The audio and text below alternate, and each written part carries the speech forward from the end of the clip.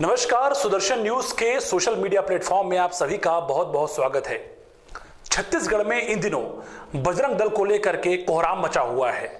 बजरंग दल को लेकर के मुख्यमंत्री भूपेश बघेल को क्यों कहना पड़ा कि अगर जरूरत पड़ी तो हम बजरंग दल को छत्तीसगढ़ में बैन करने पर विचार करेंगे।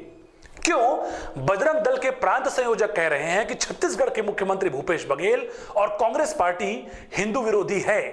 क्यों भारतीय जनता पार्टी के कार्यकर्ता जगह जगह पर हनुमान चालीसा पाठ कर रहे हैं और मुख्यमंत्री भूपेश बघेल के साथ ही कांग्रेस पार्टी को सद्बुद्धि दिलाने के लिए यज्ञ कर रहे हैं, आपको इस वीडियो में हम बताते हैं। दरअसल ये पूरा विवाद शुरू हुआ था कर्नाटक से। आप सभी जानते हैं कर्नाटक में विधानसभा के चुनाव होने वाले हैं। ऐसे में चुनाव से ठीक पहले कांग्रेस पार्टी ने घोषणा पत्र जारी किया। घोषणा पत्र में कांग्रेस पार्टी ने वायदा किया कि अगर कर्नाटक में कांग्रेस की सरकार बनती है तो वहां पर बजरंग दल को बैन किया जाएगा। बस क्या था, इस पूरे बयान के बाद, इस पूरी घोषणा के बाद बजरंग दल कार्यकर्ता पूरी तरह से आग बबूला हो गए। पूरे देश में कांग्रेस पार्टी का विरोध होने लगा। कांग्रेस के राष्ट्रीय अध्यक्ष मल्लिकार्जुन खड़गे का विरोध होने लगा। साथ ही कांग्रेस पार्टी को हिंदू विरोधी बताया जाने लगा, जिसके बाद पूरे प्रदेश में प्रदर्शन होते रहे। इस बीच छत्तीसगढ़ में बजरंग दल के प्रांत संयोजक ऋषि मिश्रा ने क्या कुछ कहा इस पूरे मामले को लेकर के और किस तरह उन्होंने कांग्रेस पार्टी पर निशाना साधा, इस वीडियो में आपको दिखाते हैं। यहाँ के मुख्यमंत्री जी की तो एक तो मानसिक स्थिति मुझे ठीक नहीं लगती। कभी बजरंगबली को वो गुंडे कहते हैं, कभी बजरंगबली को कैद करने की बात करते हैं, कभी बजरंगबली को वसूलीबाज कहते हैं, कभी बजरंगबली को गुंडागर्दी करने वाला संगठन कहते हैं। बजरंग दल विशुद्ध रूप से हिंदू समाज का संगठन है, हिंदुओं की सेवा करने का संगठन है, देश और राष्ट्र की सेवा करने का मात्र संगठन बजरंग दल है। और बजरंग दल में कोई अध्यक्ष नहीं होता। बजरंग दल में अध्यक्ष हम बजरंगबली को ही मानते हैं। तो बजरंगबली को आराध्य मानते हुए, अपने अध्यक्ष मानते हुए हम काम करते हैं। अगर भूपेश बघेल जी में ताकत है तो बजरंग दल को बैंड करके दिखा ले। और रही बात वसूली की, तो मैं बजरंग दल का प्रांत संयोजक होने के नाते मुख्यमंत्री जी से खुल कर पूछता हूं कि आप एक भी बजरंग दल का कार्यकर्ता बता दीजिए जो वसूली करता हो।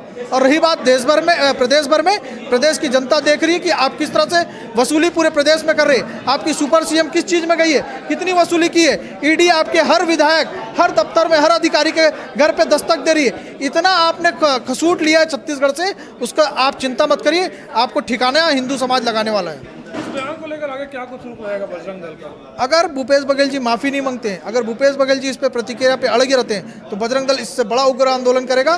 क्योंकि हनुमान जी की पूंछ पे अगर आग लगाएंगे तो लंका जलने की भी तैयारी आप स्वयं कर लीजिएगा। एक तरफ हिंदू संगठन कार्यकर्ता सीधे तौर पर बजरंग दल समेत कई हिंदू संगठनों के मामले को लेकर कांग्रेस पार्टी पर हिंदू विरोधी होने का आरोप लगा रहे हैं। वहीं इस मामले को लेकर के जब छत्तीसगढ़ के मुख्यमंत्री भूपेश बघेल से पूछा गया कि क्या कर्नाटक की तर्ज पर छत्तीसगढ़ में भी बजरंग दल को बैन किया जा सकता है, तो मुख्यमंत्री भूपेश बघेल ने कहा कि अभी नहीं, लेकिन ऐसा कुछ होता है तो यहां पर भी विचार किया जाएगा। सुनिए मुख्यमंत्री भूपेश बघेल किस तरह से बजरंग दल मामले को लेकर के बयान दे रहे हैं। हनुमान हमारे आराध्य हैं और उसके नाम से आप गुंडागर्दी कर रहे हो, बजरंग नाम जोड़ के, ये तो उचित नहीं है। कितना झूठ बोलेंगे प्रधानमंत्री के रूप में। अब तो इतना झूठ बोलते हैं, इतना झूठ बोलते हैं कि लोग अब उसकी बातों को गंभीरता से नहीं ले रहे हैं। इसमें भी झूठ बोल गए। बजरंग दल को बैन लगाने के बाद क्योंकि गुंडागर्दी कर रहे हैं। यहाँ भी क्या कर रहे हैं, छत्तीसगढ़ में कम गुंडागर्दी कर रहे हैं, हम सब देख रहे हैं। बजरंग दल के सदस्य होने के नाते आपको ये अधिकार नहीं मिल जाता कि आप कानून में हाथ मिलें। यदि कोई अपराध हुआ है तो अपराधी को सजा देने की प्रक्रिया है, संविधान में व्यवस्था है, पुलिस है, न्याय व्यवस्था है, सीधा एक्शन में। तो बजरंग दल के सदस्य होने के नाते आप कानून सीधा हाथ में ले लेंगे। यहाँ की परिस्थिति के हिसाब से यहाँ के बजरंगियों ने कुछ गड़बड़ की तो उसको ठीक कर भी दिए हम लोग, है ना।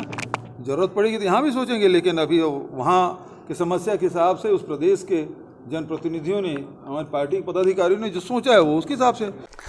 एक तरफ हिंदू संगठन कार्यकर्ता इस पूरे मामले को लेकर के कांग्रेस पार्टी को हिंदू विरोधी बता रहे हैं, दूसरी ओर कांग्रेस के नेताओं का एक के बाद एक बयान आ रहा है। ऐसे में ये पूरा मामला अब राजनीति का बड़ा विषय बन चुका है।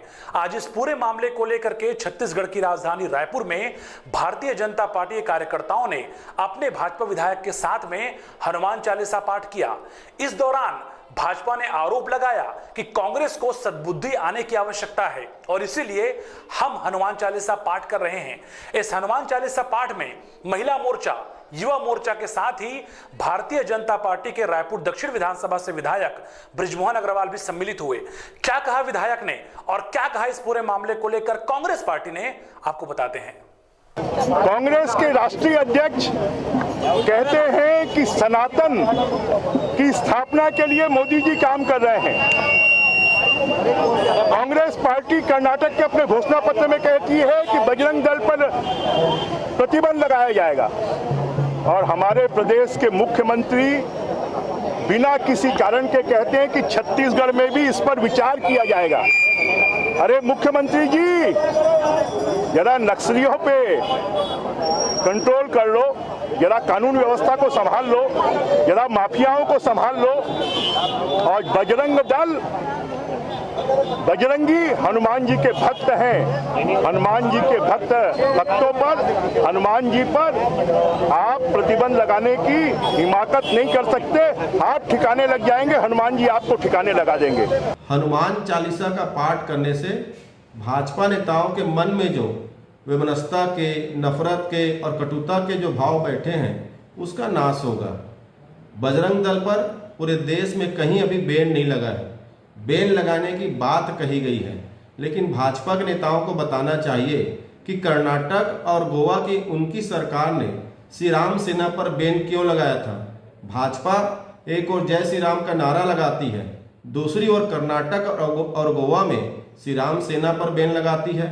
तो भारतीय जनता पार्टी का दोहरा चरित्र देश की जनता देख रही है।